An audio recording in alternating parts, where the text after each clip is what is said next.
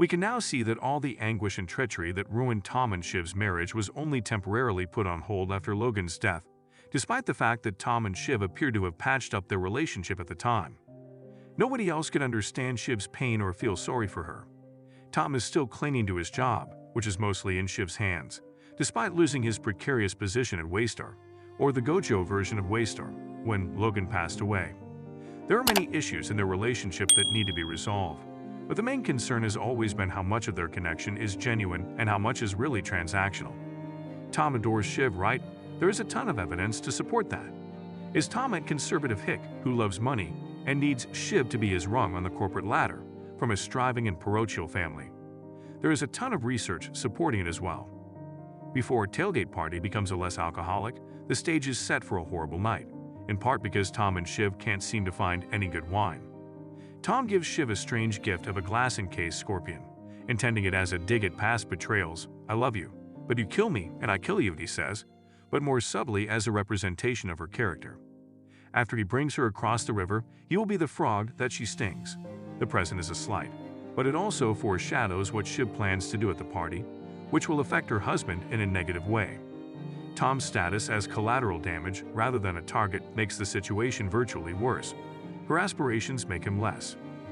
Even though there are signs that Kendall's Living Plus strategy was successful, Matson still has no plans to swallow Waystar whole, even though he doesn't plan to socialize with him at the tailgate party.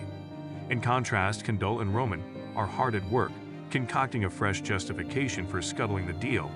They want to use their political clout to slam Gojo with rules over issues like their intrusive algorithms and data mining practices. The CE bros are unaware that Shiv is getting close to Matson behind their backs, so she learns about the scheme and works to thwart it by enticing Matson to attend the party and introducing him to the influential people who could affect his future. Tom may watch as his worst dread plays out in front of him. One reason Shiv complied with her brother's request to allow her ex Nate to the party is that Nate has the support of the candidate who is currently 4 points in front in the polls and might help them with their regulatory system. Even while he can see why Shiv wanted to invite him for political reasons, it's still obvious that she put her goals ahead of his feelings. Things get worse for Tom when Matson strolls in stylishly late in the middle of Kendall's moment of silence for his father. Nate is introduced to Matson by Shiv, who implies that an ATN run by Matson will be accommodating to his candidate. He'll implement major leadership changes at the network's top. So starts the nightly chit-chat that is exchanged while the fries are expertly seasoned with sea salt and the sliders are held together by toothpicks decorated with the American flag.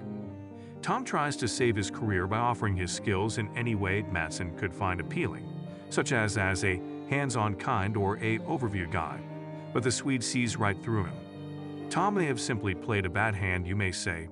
He momentarily patched things up with Shiv, but he betrayed her by siding with her father under the not unreasonable belief that Logan Roy was immortal, and now he's utterly out of pals.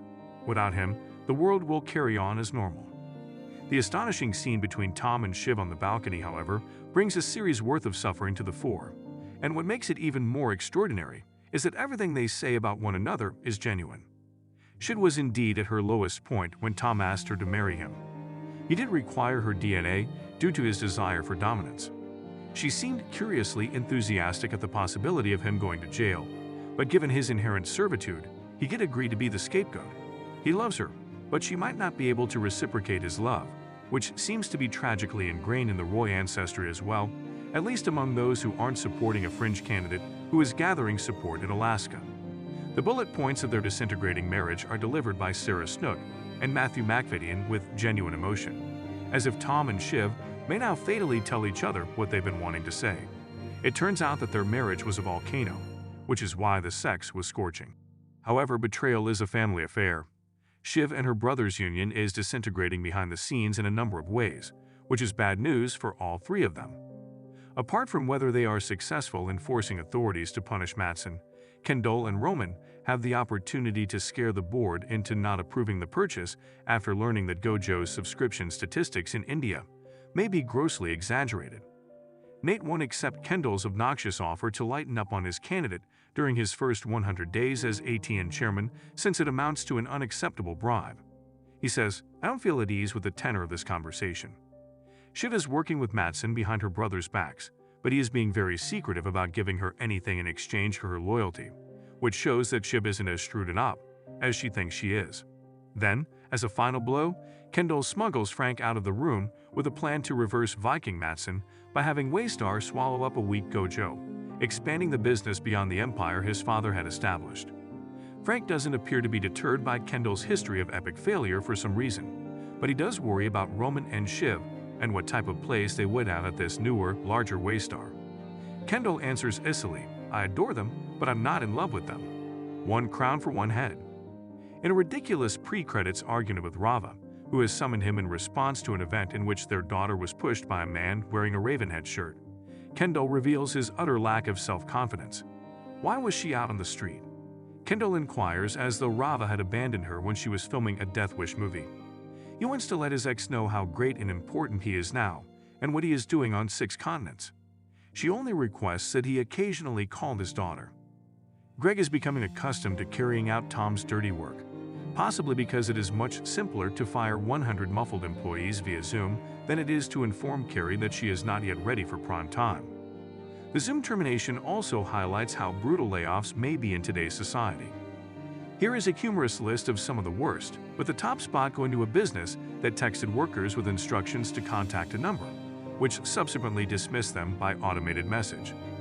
Although the Wall Street Journal isn't specifically referenced, the show's references to its owner Rupert Murdoch make a mention of the journal op-ed ogres, seem to be a gesture in that direction. Come on, Ken says. They're not all right-wing crazy nuts that support crypto-fascism. We also have some moderate ghouls and venture capital Democrats. Dad had a broad spectrum of ideologies, indeed. This episode's entertaining little subplot has Connor arranging an ambassadorship for himself in exchange for canceling last minute. Connor initially proposes Mogadishu, Somalia, but when it is rejected, he counters with some ridiculously ambitious or absurd offerings, such South Korea or North Korea. You have no idea. Nobody is aware. I might be able to do it like Nixon did with China. When Connor chooses Oman as a viable choice, he must allay Willa's worries about the Sultan's repressive rule over the nation. What airport? We proceed without incident, he promises her. What makes the Ebba factor so intriguing? She is obviously miserable and has plenty of information about Matson, but he is unable to restrain himself and perceives her as a danger.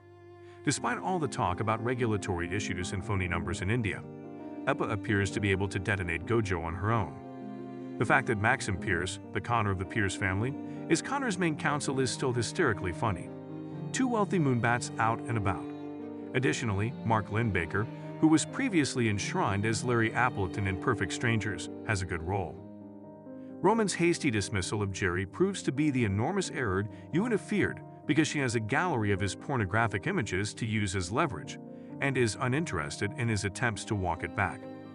I could have gotten you there, Jerry adds, who may have once sincerely thought of Roman as a protege. But note,